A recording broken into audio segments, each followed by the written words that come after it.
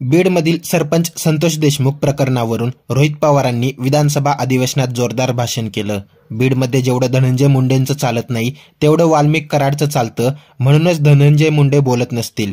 बीडमध्ये एवढी मोठी दहशत आहे की त्यात एका चांगल्या सरपंचाची हत्या झाली.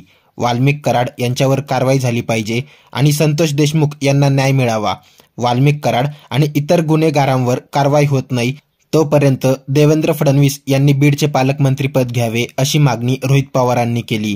हिवाळी अधिवेशनात रोहित पवारांच्या निशाण्यावर धनंजय मुंडे आले. नेमकं घडले काय ते सविस्तर पहा. त्यापूर्वी चॅनलवर नवीन असाल तर चॅनलला सबस्क्राईब करून बेल आयकॉनवर क्लिक करा. अध्यक्ष महोदय 3 तास त्याला मारलं जात होतं. त्यांचा अवयवाचा कुठलाही भाग राहिला नाही अध्यक्ष महोदय जिथं लायटरली पेटवलं गेलं नाही. अध्यक्ष महोदय डोळे सुद्धा ठेवले नाही, बरगड्या मोडल्या. अध्यक्ष महोदय त्यांच्याबरोबर त्यांचा भाऊ जो गाडीमध्ये गाडी चालवत होता तो पोलीस स्टेशनला गेला. 15 मिनिटात पोलीस स्टेशनला पोहोचला.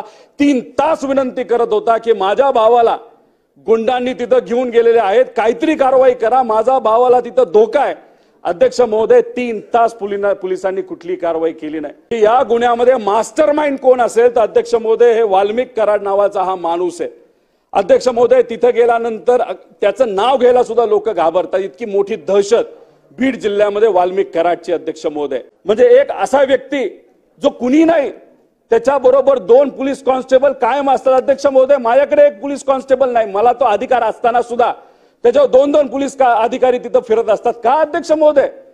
अध्यक्ष महोदय या परिवारातली लोकांशी बोलत असताना त्यांच्या तोंडातून शब्द येत नव्हते, पण डोळ्यामध्ये पाणी होतं. आणि त्यांच्या डोळ्यातल्या पाण्याकडे बघितल्यानंतर एकच गोष्ट मला जाणवत होते की त्यांना न्याय पाहिजे होता. त्यांच्या लहान मुलांना, पत्नीला, आई वडिलांना न्याय पाहिजे होता. अध्यक्ष महोदय आपण संतोष देशमुखांबद्दल जर माहिती काढली तर सरपंच म्हणून त्यांचं कार्य खूप चांगलं होतं. आपल्या गावासाठी अनेक बक्षिसं त्यांनी मिळवली होती. आणि अशातच ही दुर्दैवी घटना अध्यक्ष महोदय त्या परिसरामध्ये घडली. अध्यक्ष महोदय 6 डिसेंबरला औदा कंपनी जी त्या भागामध्ये विंडमिल लावत आहे त्या कंपनीमध्ये काही गुंड प्रवृत्तीची लोक आली, ज्याच्यामध्ये घुले असेल, चाटे असतील, असे अनेक लोक त्याच्यामध्ये आहेत. आणि तिथं आल्यानंतर संतोष देशमुख सरपंच असताना 2 SC समाजाच्या मुलांना तिथं नोकरी मिळावी यासाठी त्यांनी प्रयत्न केले होते आणि सोनवणे नावाच्या एका व्यक्तीला तिथं नोकरी मिळाली होती. हे 7-8 गुंड प्रवृत्तीच्या लोकांनी त्या वॉचमॅनला मारायला सुरुवात केली. त्या वॉचमॅनने लगेच संतोष देशमुखांना फोन केला. फोन केल्यानंतर काही मुलांना घेऊन संतोष देशमुख तिथे आले आणि मला असं कळतं तिथं API नाही तर पोलीस अधिकारी सुद्धा उपस्थित होता. आणि मग संतोष देशमुखांनी पुढाकार घेऊन मध्यस्थी करून ते जे गुंड प्रवृत्तीचे लोक होते त्यांना बाहेर काढलं. एवढंच काम त्यांनी केलं. अध्यक्ष महोदय हे गुंड प्रवृत्तीची लोक असतात. जर 4 चौघांमध्ये त्यांना कुणी बाहेर काढत असेल, हाकलत असेल तर त्यांचा इगो हट होतो. त्यांना धतिंगिरी करायची असते आणि धतिंगिरी करत असताना असाच एका माणसाने त्यांना बाहेर काढलं, ते कुठेतरी त्यांच्या डोक्यामध्ये राहिलं. अध्यक्ष महोदय ही घटना 6 डिसेंबरला घडल्यानंतर संतोष देशमुख आणि त्यांच्याबरोबर काही इतरही लोक आणि हे जे सोनवणे नावाचे वॉचमॅन होते ते पोलिसांकडे गेले आणि त्यांनी विनंती केली की हे जे काही 6-7 लोक इथे येऊन मारहाण करत होते त्यांच्यावर तुम्ही कारवाई करा. अध्यक्ष महोदय कुठलीही कारवाई तिथे झाली नाही. त्या दिवशी जर कारवाई झाली असते आणि 6-7 जणांना जर पोलिसांनी कोथळीत घेतलं असतं, त्यांच्यावर कारवाई केली असती तर 9 डिसेंबरला जी घटना घडली ती घडली नसते अध्यक्ष महोदय. पण दुर्दैवी पोलिसांनी कुठलीही कारवाई केली नाही. त्याच्यामध्ये जर बघितलं तर एक पोलीस अधिकारी तर या प्रकरणामध्ये जो गुन्हेगार आहे त्याच्याबरोबर चहा पित होता आणि गाडीवर दिवसभर 9 तारखेला फिरत होता, अशी परिस्थिती होती अध्यक्ष महोदय.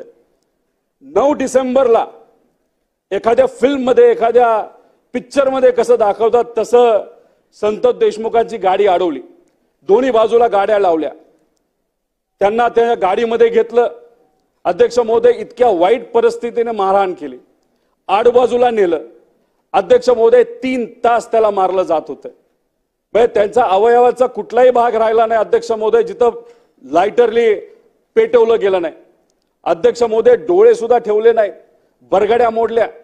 अध्यक्ष महोदय त्यांच्याबरोबर त्यांचा भाऊ जो गाडीमध्ये गाडी चालवत होता तो पोलीस स्टेशनला गेला, 15 मिनिटात पोलीस स्टेशनला पोहोचला.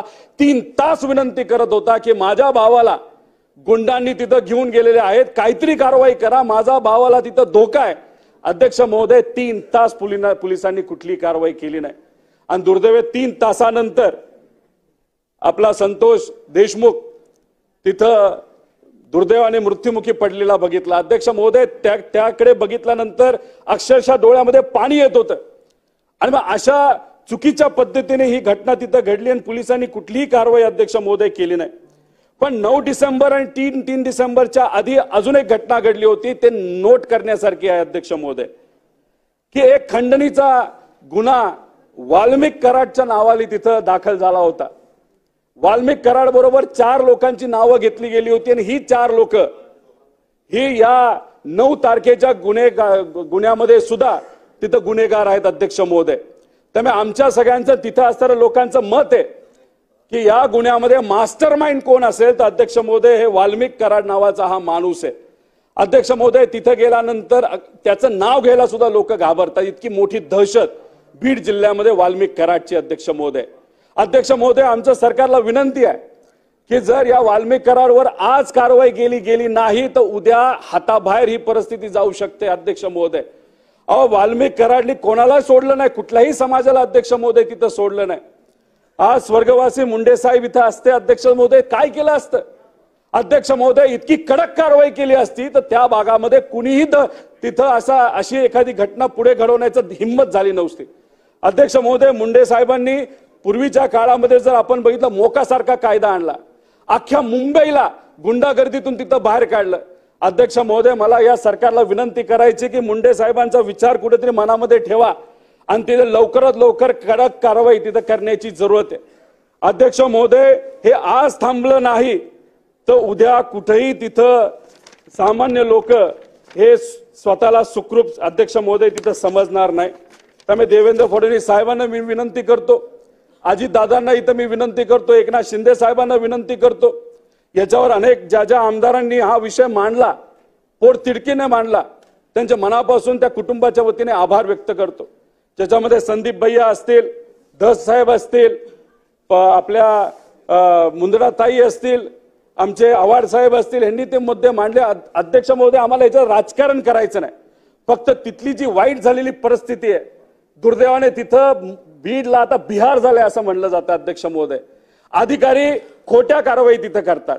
म्हणजे एक असा व्यक्ती जो कुणी नाही त्याच्याबरोबर 2 पोलीस कॉन्स्टेबल कायम असतात अध्यक्ष महोदय. माझ्याकडे एक पोलीस कॉन्स्टेबल नाही, मला तो अधिकार असताना सुद्धा त्याच्यावर 2-2 पोलीस अधिकारी तिथं फिरत असतात. का अध्यक्ष महोदय एवढं महत्व का दिलं जातं अध्यक्ष महोदय?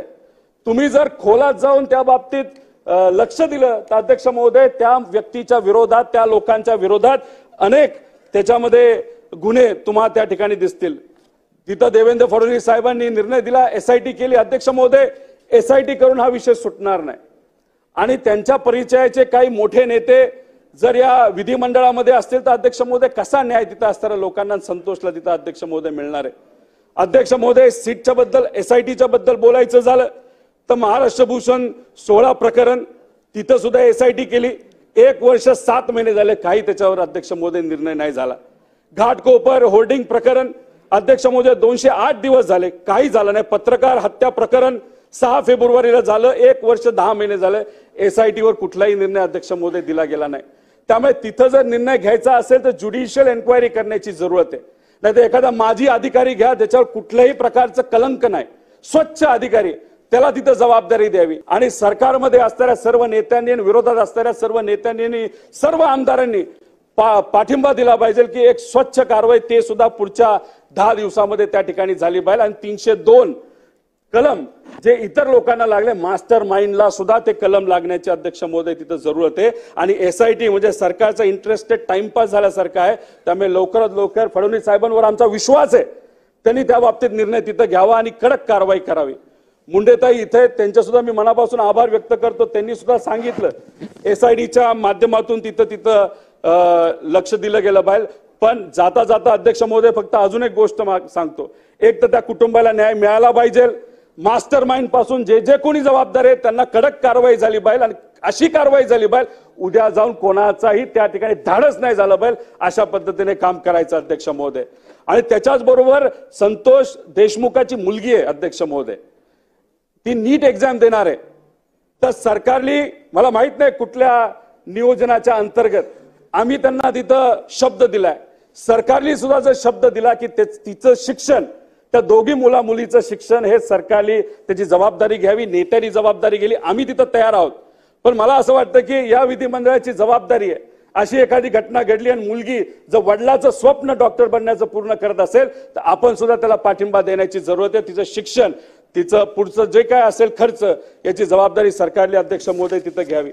आणि जाता जाता फक्त परभणीवर मला अध्यक्ष महोदय एवढंच बोलायचंय, बीडमध्ये असं होतंय की एक जो कल्प्रिट आहे, जो मास्टर माइंड आहे, त्याला वाचवण्यासाठी पोलीस प्रशासन तिथं काम करते. आणि परभणीमध्ये अध्यक्ष महोदय आपण जर बघितलं तर सामान्य लोकांच्या घरामध्ये जाऊन त्या लोकांना बाहेर काढून कोमिंग ऑपरेशन अध्यक्ष महोदय तिथं केलंय. मग अध्यक्ष महोदय पुरुष कॉन्स्टेबलनी सुद्धा महिलांना तिथं अध्यक्ष महोदय मारले, केसाला धरून बाहेर काढलेलं आहे. त्यामुळे या ज्या वत्सलाताई मनावते आहेत त्यांना ज्या पद्धतीने त्यांच्यावर अन्याय झाला, इतर महिलांवर अन्याय झाला, ज्या पोलिसांनी तो अन्याय केला त्या पोलिसांना अध्यक्ष महोदय तिथं कारवाई करण्याची जरूरत आहे. यावर आता तुम्हाला काय वाटते ते कमेंट करून नक्की कळवा. व्हिडिओ आवडल्यास लाईक करा, शेअर करा, सबस्क्राईब करा आणि बेल आयकॉनवर क्लिक करा. तसेच आमच्या फेसबुक पेजवर नवीन असाल तर सत्य मराठी या फेसबुक पेजला फॉलो नक्की करा. धन्यवाद.